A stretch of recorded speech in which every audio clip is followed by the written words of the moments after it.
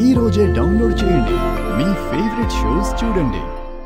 దొరికిపోయి నన్ను దొరికించేసేలా ఉన్నారు. మాట్లాడు జగదీష్.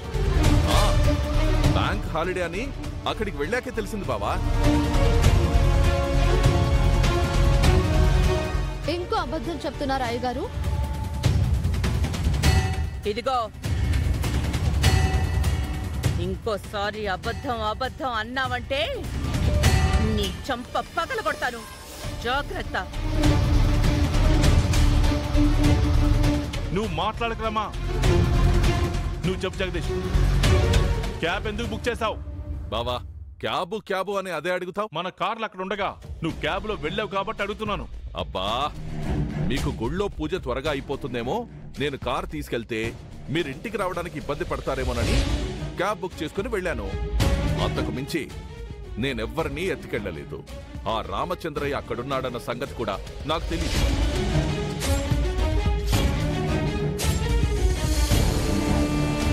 అసలు ఆ కుబేరుణ్ణి ఎత్తుకెళ్ళి నేనేం చేస్తాను బావా? అంత కర్మ నాకేంటి? అసలు ఏ సాక్ష్యంతో నేనే కిడ్నాప్ చేశానంటున్నారు? నాతో కారులో రామచంద్రయ్య ఉన్నాడు అనడానికి ఏదైనా సాక్ష్యం ఉందా?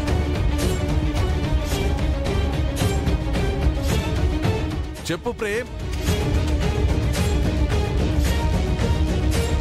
క్యాబ్ నా పేరున బుక్ అయిందని చెప్పినప్పుడు నా పక్కన ఇంకోడున్నాడని చెప్పలేదా? అడుగు బావా.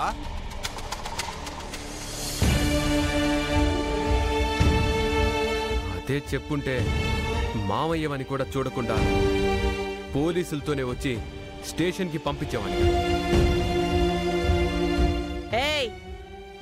అలగా జనంతో సావాసాలు చేస్తూ ఇష్టం వచ్చినట్టు మాట్లాడుకో.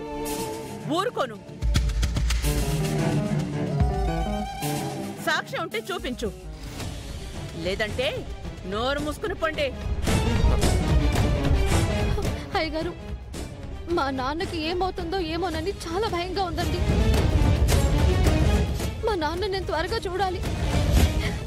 ఈయన నిజం చెప్పడం లేదు, చేసింది ఈయనే అయ్యగారు. అదే నిజం.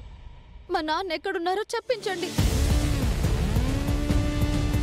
మళ్ళీ అదే మాట. అబద్ధం చెప్పాల్సిన అవసరం నాకు లేదు. సరే అండి, మీరు వెళ్ళిన క్యాబ్ ఫోటో నా దగ్గర ఉంది. మీరు బ్యాంకుకి వెళ్ళాకే కదా ఈరోజు హాలిడే అని తెలిసిందన్నారు. ఆ బ్యాంకుకి వెళ్ళి సీసీటీవీ ఫోటోస్ చెక్ చేద్దాం.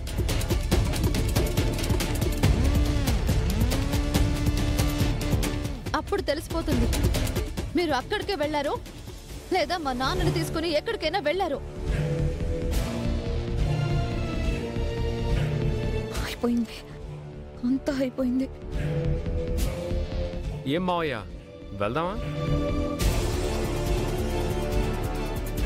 అక్కడికెళ్ళి పబ్లిక్కి తెలియటం కన్నా ఇక్కడే ఒప్పుకోవటం బెటర్.